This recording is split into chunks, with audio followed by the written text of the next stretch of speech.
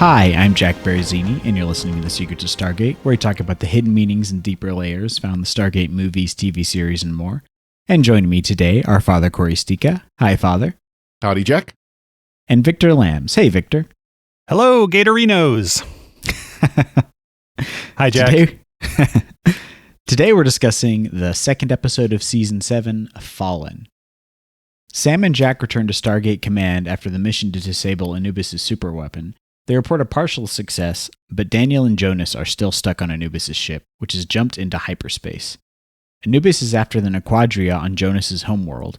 Teal'c, detained on Yu's Hatak vessel, persuades Yu's First Prime Oshu to seek help from Baal against Anubis. Meanwhile, SG-1, along with the Langurian diplomats, try to prevent Anubis from acquiring a data crystal that could power his superweapons. I feel like it's always a crystal. Yeah. Anubis attacks Langara, but Baal's fleet arrives, forcing Anubis to retreat. SG-1 saves Jonas, who eventually leaves Stargate Command to rejoin his people, and Daniel Jackson rejoins SG-1 after confirming that he's going to get paid, of course. Of course. Yes. What are your thoughts on this episode, Father? Wait, we don't get paid for this? We don't get paid. Oh, yeah. Good point. So, of course, by saying Fallen, you meant Homecoming, the second episode of the... Oh, did I say Fallen? Yes. Or is it I part get 3? confused there for a second because, of course, I was gone last week, so I missed that conversation, and I'm like, wait, am I wrong here? But that's all right. This, it's okay. I mean, obviously, this is finishing up a 3-part story and getting Daniel Jackson's memory back, which, by the way, I'm glad it ends after this. We really don't hear a lot of that anymore. They're all pretty much back. But no, this was good. It was kind of a send-off to Jonas. Of course, it was a send-off to Jonas and, welcome back to Daniel Jackson. But it was a lot of running in corridors, of course, and hiding in cargo bays and all that kind of stuff. But it was a decent enough episode. Yeah, a lot of tying up loose ends. Mm-hmm. What about you, Victor? Yeah, I really like this episode. When I think of, action Stargate, this is kind of the first episode that comes to mind. There's a lot of running around ships. There's a lot of ships blowing up. And there's a beat or a moment with some ring transporters that I think is one of my very favorite moments in all of Stargate, just in terms of its like comedic and timing there. So I really like this episode. I think it's a good send off to Jonas.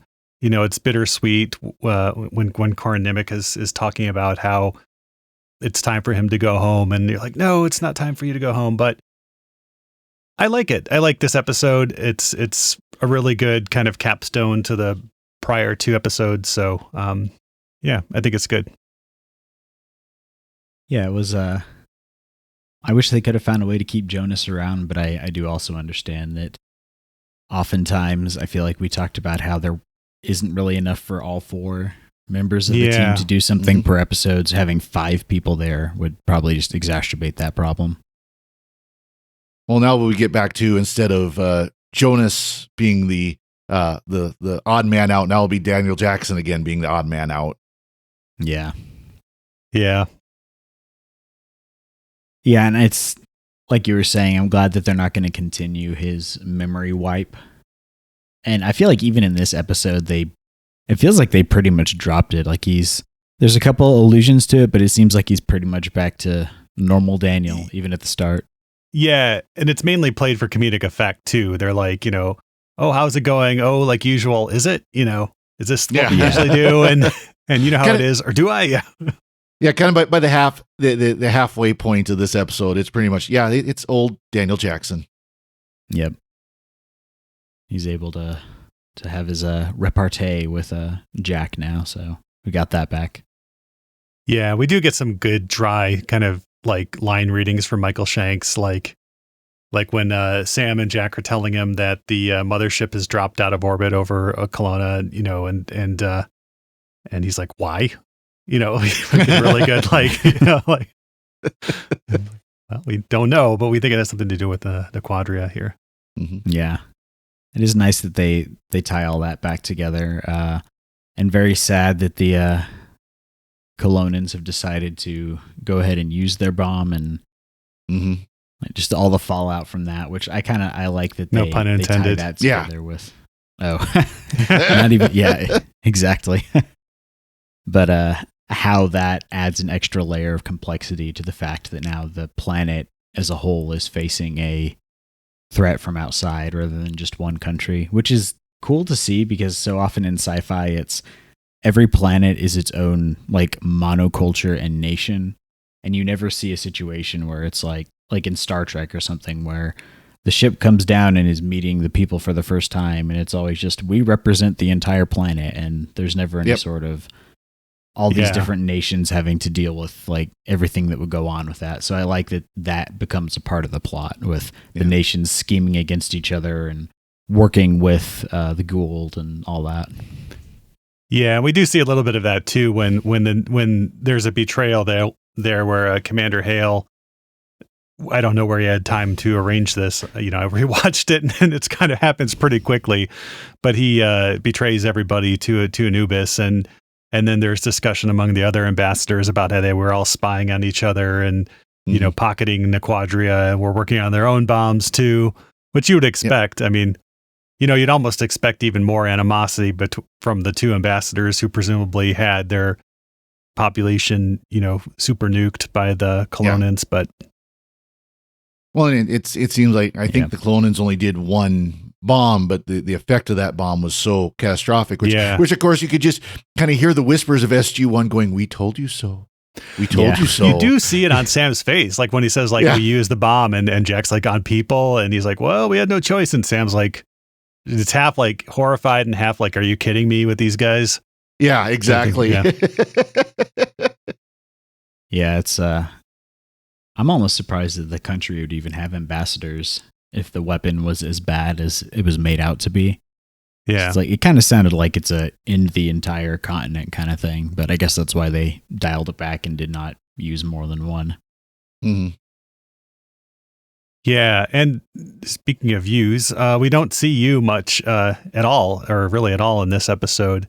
Teal'c is stuck on Yu's mothership with Oshu, Yu's first prime, and he doesn't get to say, "Hey, Yu's guys," but that would have been out of place. But no, Teal'c does manage to, and I like how reasonable Oshu is here. He's like, "Yeah, I mean, I can't, without good reason, go against you, even if he is, sundowning here." Mm-hmm. But Teal'c is able to say, "Hey, well, let's get someone else involved, like Ball or something." And so they do contact Ball. Unfortunately, we only get to see Ball for one scene, and he's on a screen, so we don't get the full Cliff Simon presence there. But it is a good maneuver on their part. Yeah, and we'll get more of him coming up. Lots more of him. It is also interesting to see the way SG-1 has started pitting the Goa'uld against each other. Mm-hmm.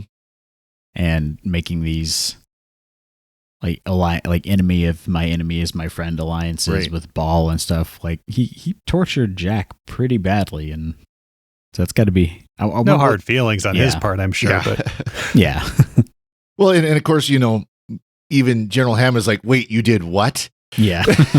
Yeah. It's the first time we trusted you, it fell through, and now we're trusting Ball here. But it is, I do like how Ball, says, "What is this Shalva doing here? You don't trust the traitor." But then as soon as he hears their plan, he comes through, he turns around. So he's able to put his disgust for Teal'c aside pretty quickly to, defeat the common enemy. Well, you don't trust him, but we will take advantage of this. Yep.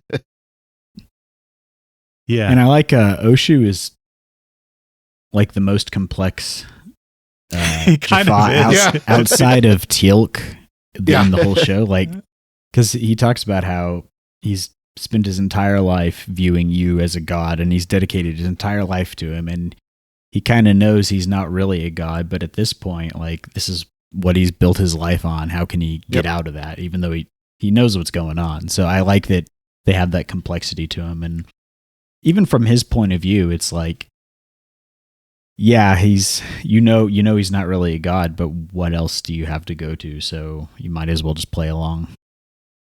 Yeah, and all of his men don't know that Yu isn't a god, and so it's not like without a really good reason he could jump out and take control of the ship. And, he says as much. So, yeah. Was he one of the, like, were the Ninja Gould in that, or the Ninja Jaffa in that one episode, were they used guys? Because I feel like he had that same kind of uniform on. Like, it was different from the typical Jaffa armor that they wear. I don't remember. I don't know if the Ninja Jaffa, they were always Anubis's guard or if they were also Baal's guard at some point. It's really hard to say. I think he's just, I was wondering if we'd seen him before, and I'd have to go back and check, when they had the big summit in that episode, Summit. If he was one of the attendants for you at that point, or if that's the person Daniel Jackson was imitating with his little pheromone thing.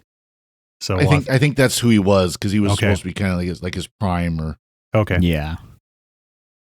You just know he has a different, like, I feel like the uniform style for used guys is, I need to stop saying used guys. Hey, used guys. For used Jaffa is a lot more, it's a lot more toned down than the typical Jaffa armor that they seem to all have. Yeah, nobody has the fancy morphing helmets anymore. Well, and they don't use Jaffa's armors is more oriental in design. Yeah. Because all the other ones is still kind of the European, or not the European, the Egyptian-esque design that they started with. I don't know if this is something Stargate ever does, but I kind of want to see like some Gould based on Celtic mythology. Have some berserker like Celtic warrior Jaffa. Oh, I can't recall that we see that. The Jaffa thing gets resolved in the next couple of seasons here. But yeah. Yeah, I don't recall that either. Of course, most of the northern gods are Asgard. That's true. Yeah. Yeah. So Anubis has come to the planet, and Jonas recovers very well from the spiky ball mind implant. And they even kind of hang a lantern on that. Anubis invites him to the bridge and says, "Looks like you're recovering from the mind probe very well." And Jonas is like, "Fine." And then you do get to see the look of horror on his face when he realizes that they're above Kelowna, and they're there because he read Jonas's mind and knows that there's this new super powerful strain of Naquita there. And what I love about this episode is all throughout the past season, we've seen how unstable Naquadria is, how it messes up the hyperdrives. Every experiment they've tried with it has failed. And so, of course, Anubis's, Gould lieutenant is there saying, "All right, I've recreated your super weapon using this super powerful, Naquadria." And you're like, "Oh no, he's going to completely destroy the city."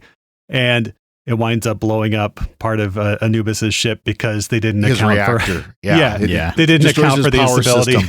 Because of their arrogance and so I did think that was a very nice touch, because not even the Gould have accounted for the instabilities of this. And so that was a very dramatic, tense moment. You're like, oh no, here the Kelownians are going to be wiped out. There goes their planet, and all of a sudden, and that's why we know that Langara was left alone by the Goa'uld, because they can't use this stuff. They've tried and they failed. Yeah, but now that they know you can make bombs out of it, that would... and so the other MacGuffin they throw in here is a crystal, and I do like the way they set this up, where you hear reports over the radio, or they talk about reports coming in over the radio that Anubis's Jaffa are searching for something, and you think, oh, they're looking for the Stargate. And then they're like, no, they're not looking for the Stargate. They're going through like a museum of antiquities. They're looking at these old ruins. And they kind of set this up over stages until it's revealed that what they're looking for is a crystal that the previous Goa'uld on the planet had left behind that says how to actually use the Naquadria. And so then that sets up, the next stage of the adventure. Yeah. It's nice to get a resolution to that, because Quadria's just not been trustworthy so far. But it's also nice that it hasn't just become like a super weapon that you can just slap on everything. Kind of like the Naquita generators, you mean, that they throw around like they're made just plug like their energizer batteries or something. Yeah, they just plug one in. Let's get a 4-pack of Naquita generators and we'll be fine. In Atlantis, it gets really bad. They really do just like, oh, here's some alien technology we've never seen before. Let's just plug a generator into it. Yeah. We just happen to have this convenient place to plug it in. Yeah, with these jumper cables. Universal like voltage conversion or something.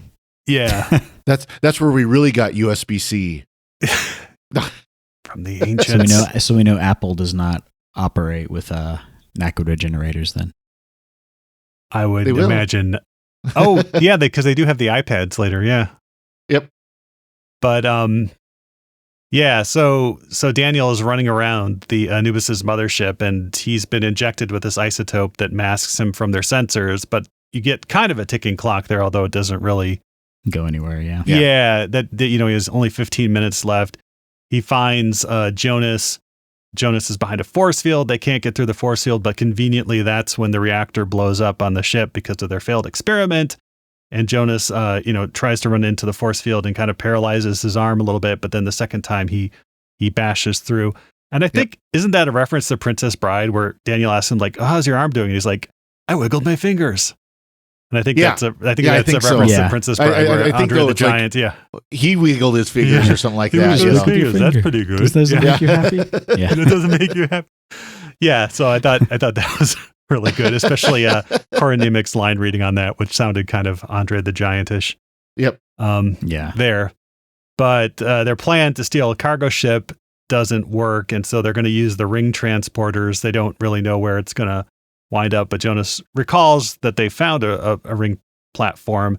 And what I love is that, Sam and Teal'c have gone to this warehouse of, ancient stuff to find the crystal. They're ambushed by the guards because, of course, Commander Hale has turned on them.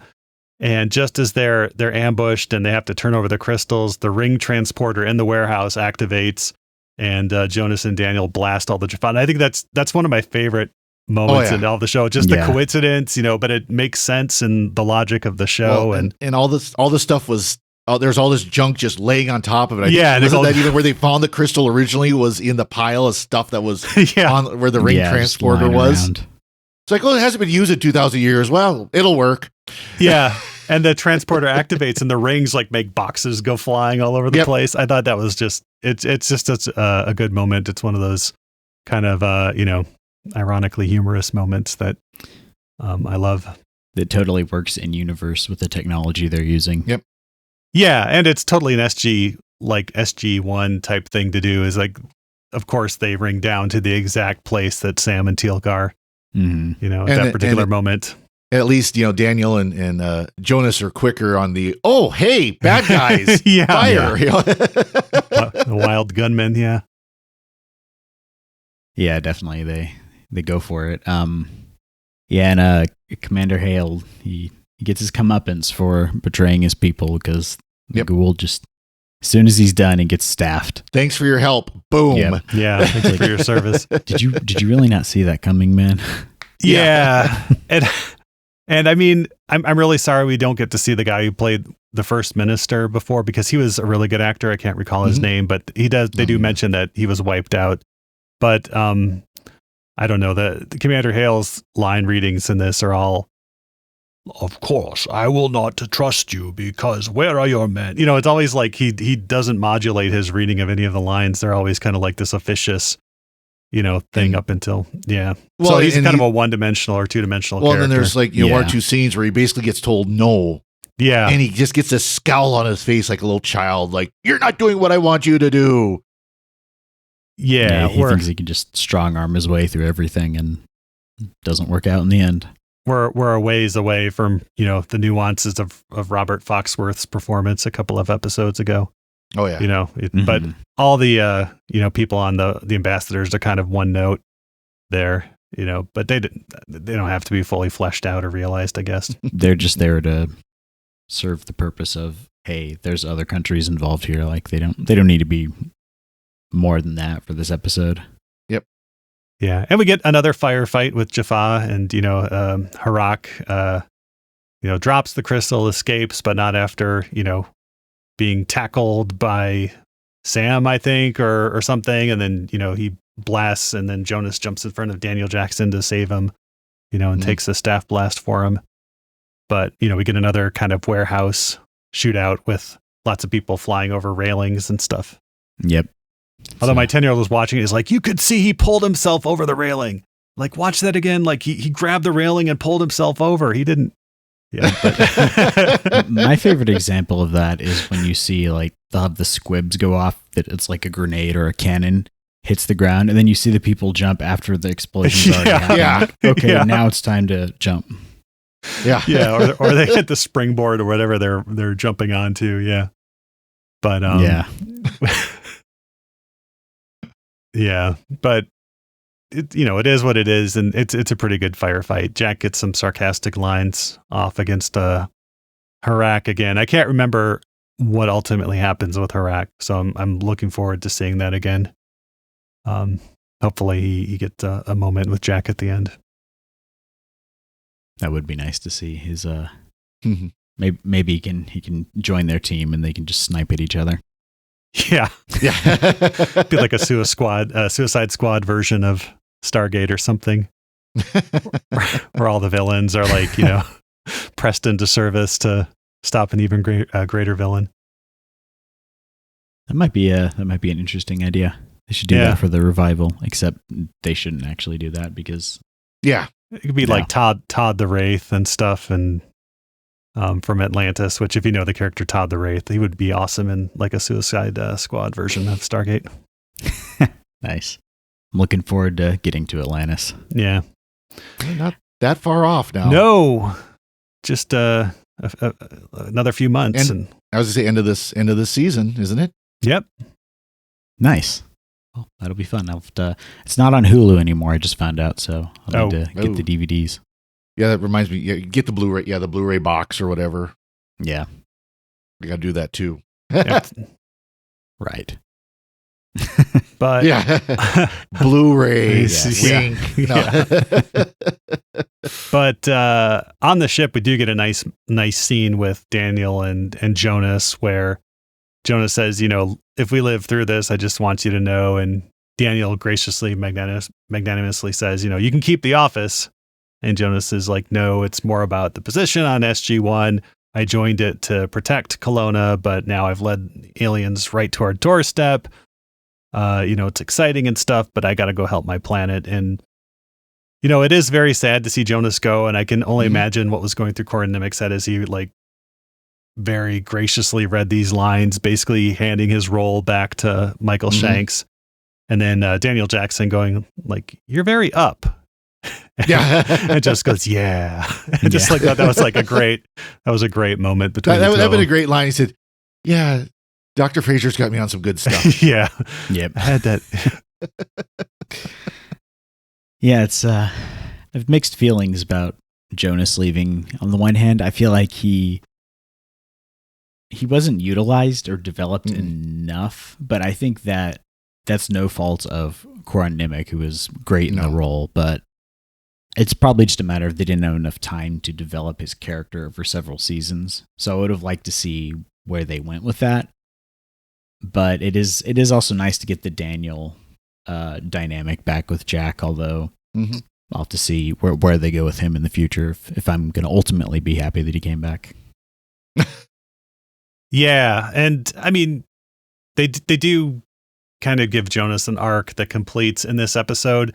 Stargate isn't really develop your characters show. Like I mean, we got maybe like 3 or 4 episodes that develop Daniel's character over the course of 5 seasons. So he has a grandfather. It's like, he has an ex-girlfriend who's now Osiris, or something like that. You don't get a lot of character development or backstory. But yeah, so I think in another few seasons they could have developed him more, but he does kind of conclude his arc. And I do like how, the government of Kelowna, the main nation, welcomes him back, but only because the other 2 nations specifically requested him to be part of their kind of joint, multinational task force. Right. So he's welcome back, if not as a hero, but, not as a traitor. Yeah. I did think that him bringing up, fighting for Kelowna and protecting his planet was kind of his primary motivation. And I don't feel like he's ever really talked about that at all in the entire season. Bit. Yeah, it did come up. Kind of a one line once in a while where he's Yeah. talking about, he joined SG-1 to help defend his planet as well. It was the episode with Dean Stockwell, I think. Yeah. Where he's like, "Oh, why'd you run out on all of us?" And he's telling the first minister or someone, because the best chance we have for protecting the planet is for me to be out there figuring out what the threats are. And that's not to say, and this isn't the direction they go, that Kelowna starts up their own Stargate program and is sending their own teams through, headed by Jonas. That would have been cool. That's not what they wind up doing, but yeah, that would have been cool to see. But it is kind of a thread that gets dropped, and of course we've got that promise of someday maybe there'll be a, Stargate continuation, Stargate the Next Generation or something like that. I don't know if we'll hear anything about this, but who knows? Yeah, and I just read on Gate World, and it's kind of old news because it was announced 12 years ago when Brad Wright was writing it, but he actually wrote a movie that brought together the three casts of the three Stargate shows, SG-1, Atlantis, and Universe, to kind of wrap up the Universe storyline. And he says like he wrote a draft or at least a treatment, but nobody was, MGM wasn't interested in producing it at the time. So I wonder like if that's still out there and if that's something that, could be read someday. I assume he's got it now. Whether or not it would be done with the existing crew now, with the success of Babylon 5's animated movie, maybe MGM would look that way, where they could bring the actors back as in voice. Because let's be honest, none of SG-1 looks the way they did in this. Yeah, I mean,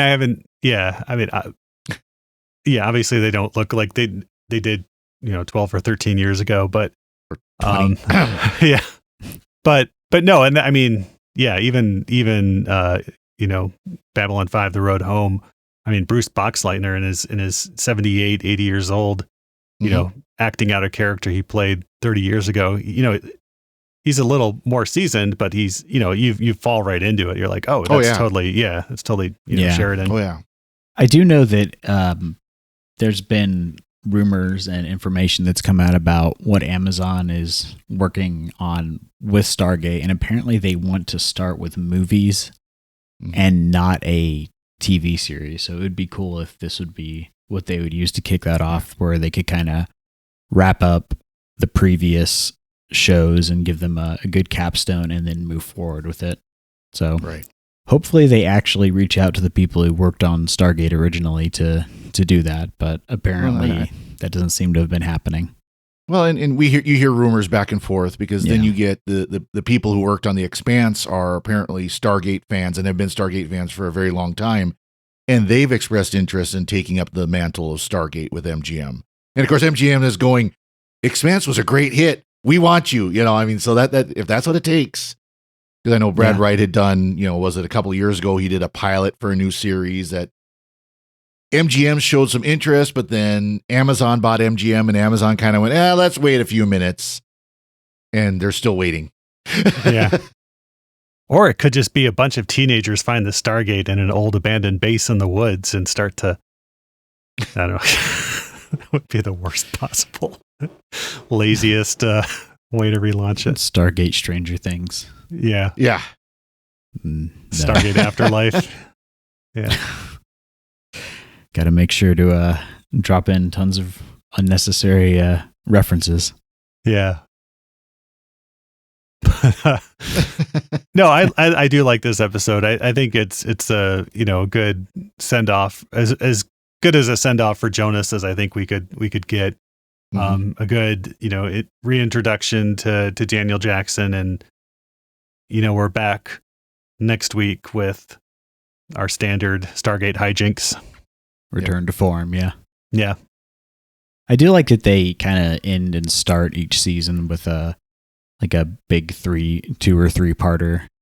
It's nice. Yeah. Nice way to move a lot of the overarching story forward and kind of set the stage for the episode of the week adventures that you have in between. It's a good format. Well, I think, and of course, at this time they're on Sci-Fi, so they're getting a little more stability. Sci-Fi when it was still SCIFI, not SYFY, by the way. Sippy. Yeah, Sippy. So they had a little more stability in their seasons, Mm-hmm. because Showtime kept kind of doing the maybe we will, maybe we won't. Yeah, I guess we will. And I think Sci-Fi gave them a couple year contract, if I remember correctly. I can also imagine that Sci-Fi just doing reruns of Stargate was probably a big income bringer in for them. So, Oh yeah. Awesome. Y'all have any other thoughts on this episode? So I did kind of get, the sarcastic chuckle of how, they couldn't send troops, but they could send technical advisors. Yeah. And of course, if you know your history of Vietnam and after, technical advisors is a keyword. Yep. Definitely not relevant to anything in the news right now. No, not at all. You can cut that if you want, Victor. Yeah. Oh no! I mean, who knows what the news is going to be in 2 or 3 weeks? I was going to say the way things have been going, that's not going to matter. Yeah. Yeah. This is Radio Free Stargate. Yeah. Hello. Speaking of quadria bombs. Yeah, exactly. Well, by the way, we didn't even mention that, of course, Ball's cavalry shows up right at time. Yeah, it Right does. Yeah. Oh, and I love what I really love about this is so you see the 5 or 7, motherships like decloak, and they immediately drop out of hyperspace and without like missing a beat, just start blowing the Anubis's ship. And what I like about it is that they're just blasting it so hard that they're missing, and they're hitting the surface. They're blowing up buildings on the surface, and of course, in the tunnels underneath, 100 meters underneath the surface. They're feeling the aftershocks and they're like, whoops, gotta go. But yeah, I do like that they took the time to say, these people are not going to be, necessarily aiming super accurately. And so you do see like buildings in the background getting hit and the targets on the surface just because they're missing. Yeah. Blast as much as you can, as quickly as you can, get as much of armament out there. And if it misses, oh, well, of course they're Gual too. So it's like if they miss, oh, well. Yeah, they're not coming to help Kelowna. They're coming to stop Anubis. Yeah. And they don't care about collateral damage. I mean, to them, that's just a Tuesday. Yeah. For Bison, it was Tuesday. Yeah. But exactly for Anubis. Yeah. But then Ball gets on the screen. He's like, your time's up, Anubis. And they pan around. I love this moment too. And Anubis's chair is empty. Right. The chair that he'd been like lounging in. And then you see his little like ring. Captain's yacht. Yeah. Captain's yacht. It is just like zip. Because he's taking this big mothership into the atmosphere to mask the fact that he's escaping in his little. Mm-hmm. Yeah. I'll get you next time. Yeah. I'll get you next time, Gadget. Yeah, basically. It's got the voice for it too. Yeah. Exactly. I do also like, speaking of that scene, how it does that pan around and his chair's empty. So I'm presuming that like it was a one-way video feed because Ball couldn't see that there was no one there. He was just broadcasting it out. He wasn't necessarily, Yeah. It would have been funnier if we saw like Anubis like sneaking out of the scene like we saw Hathor like in the episode where her episode where she's kind of just like sneaking out into the out of the locker room as they're blowing up the Gould tank, but we don't get to see that. It's more effective this way. True. Do we have any alternate language titles for this episode? Yeah.